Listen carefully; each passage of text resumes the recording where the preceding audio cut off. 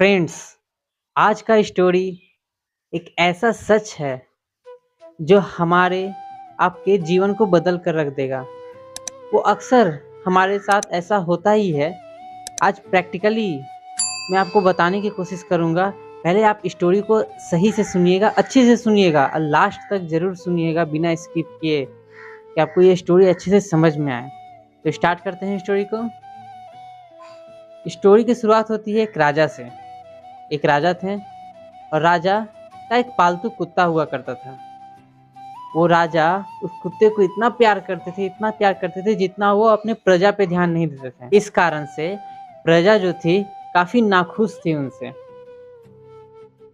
कुछ लोगों का कहना था कि राजा से हमें सीखना चाहिए। क्यों? क्योंकि वे जानवरों पे काफी ध्यान देते हैं। सबके अलग अलग मत होते हैं। कुछ लोगों का कहना था कि राजा सिर्फ अपने स्वार्थ पे रहते हैं, सिर्फ अपने ध्यान देते हैं, अपने कुत्ते का ध्यान देते हैं, हम जनता के ऊपर एकदम ध्यान नहीं देते हैं। और कुछ लोगों का ये भी कहना था कि काश हम भी राजा के कुत्ते की तरह होते हैं, जितना राजा उसको मानते हैं हमको भी उतना वैल्यू देते हैं। ठीक है, राजा बहुत ज़्यादा मानते थे अपने कुत्ते को, बहुत केयर करते थे, अपने साथ सोना खाना सब कुछ उनके साथ। लेकिन एक बार की बात क्या हुआ कि राजा जो है वो उनको जाना था कहीं और, कोई दूसरे राज्य में, नदी को पार करते हुए। तो राजा नाव पे सवार होते हैं। नाव पे सवार हुए, नाव पर जो थे कुछ यात्रीगण भी बैठते हैं। राजा अपने सेनापति और सैनिक के साथ बैठते हैं उस दूसरे राज्य में जाने के लिए, और साथ में अपने कुत्ते को भी लेके जाते हैं। तो फिर कुछ जब नाव चलना स्टार्ट हुआ, थोड़ी दूर जाने के बाद जो पानी का हलचल था, उस पानी के हलचल से कुत्ता जो है वो घबरा जाता है और डर जाता है कि आखिर अचानक क्या हुआ। उसको समझ में नहीं आता है कि हम कहाँ जा रहे हैं। अचानक महल और चारों तरफ पानी ही पानी। वो घबरा जाता है और डर के कारण वो चारों तरफ नाव में ही इधर उधर भागने लगता है। स्टार्टिंग में राजा को लगता है कि ये खेल रहा है, मस्ती कर रहा है, लेकिन बाकी जो यात्रीगण थे वो परेशान हो रहे थे। इसलिए भी सबको डर लग रहा था कि अगर नाव पलट जाए तो क्या होगा। जिस तरह से कोई कुत्ता भाग रहा है, लेकिन वो डर से राजा को नहीं बोल रहे थे कि राजा उन्हें क्या करेंगे, सजा दे देंगे। लेकिन सब शांत थे, बस डर रहे थे कि क्या किया जाए। तो फिर राजा भी कुछ देर के बाद देखने के बाद देखे कि सही में ये बहुत ज़्यादा हो रहा है, अगर नाव पलट जाएगा तो फिर हम लोग का क्या होगा। उसी समय एक दार्शनिक थे उस नाव में बैठे। वो दार्शनिक बोलते हैं कि राजा जी, आपसे एक बात करना है। बात ये है कि जिस तरह से आपका कुत्ता इधर उधर भाग रहा है, अगर आप इसे नहीं रोकिएगा तो फिर हम लोग को खतरा हो सकता है, ये नाव पलट सकता है। तो राजा जी बोले कि हाँ, मैं भी देख रहा हूँ, स्टार्टिंग में तो मुझे कुछ और लगा था, लेकिन आपको जो मर्जी आप कीजिए, इसे बस शांत करा दीजिए, नहीं तो जो मर्जी आप कीजिए। तब वो दार्शनिक क्या करते, बोलते ठीक है। उस कुत्ते को क्या किए, पानी में फेंक दिए। पानी में फेंक दिए तो पानी में जैसे ही गिरा वो छटपटाने लगा। ये नाव के बगल में ही, नाव पर ही रस्सी बंधा हुआ था। वो किसी तरह से उस रस्सी को पकड़ लिया और उसी से पकड़ के उसे छटपटाने लगा बहुत ज्यादा। तब फिर क्या हुआ, लहर तो मारी, नाव आगे बढ़ रहा था तो उसका लहर भी जा रहा था, इसे कारण और छटपटाने लगा वो। कुछ देर के बाद क्या होता है, जो दार्शनिक थे वो कुछ आदमी के साथ मिलकर उस कुत्ते को क्या करते हैं, फिर से नाव पे लाके रख देते हैं।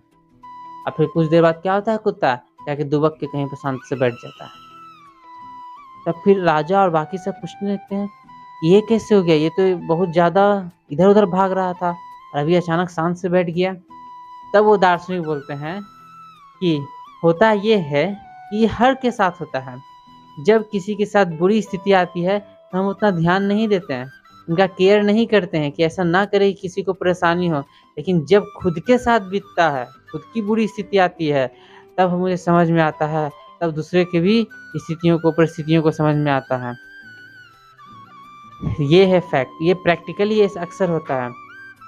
अक्सर आप देखे होंगे कहीं ट्रैवलिंग पे जाते होंगे या कहीं ना कहीं पे आप गांव में, शहर में, ऐसा कुछ ना कुछ लोग ऐसे जरूर होते होंगे जो आपको अपनी खुशी के लिए, अपने एन्जॉयमेंट के लिए आप पूरा परेशान करते हैं सबको, आम जनता को, लोगों को पूरा परेशान करते हैं। लेकिन जब खुद के साथ उनके साथ परेशानी आता है तब उन्हें समझ में आता है कि नहीं, मुझे ऐसा नहीं करना चाहिए।